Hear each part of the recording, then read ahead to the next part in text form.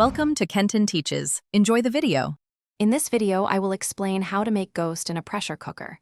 First, gather all your ingredients, including about 1 pound of your preferred meat and a selection of aromatic spices.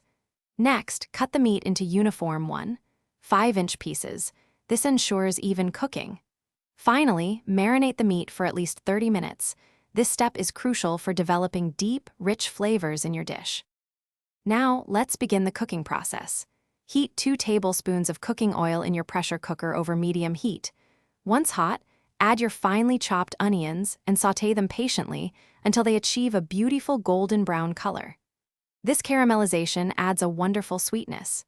Then, stir in your ginger garlic paste and cook for just 1 minute until its fragrant aroma fills your kitchen.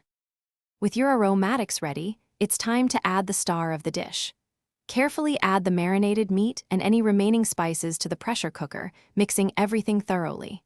Next, pour in 1 cup of water or broth. This liquid is essential for building pressure. Secure the lid and cook on high pressure for 15 minutes. After cooking, allow for a natural pressure release. Once the pressure has naturally released, carefully open the cooker.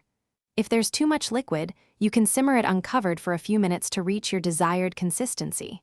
Finally, garnish your rich and flavorful pressure cooker ghost with fresh cilantro. It adds a lovely freshness and color. Serve this delicious dish hot with steamed rice, naan bread, or your favorite accompaniment. Thanks for watching. Please subscribe if this video was helpful.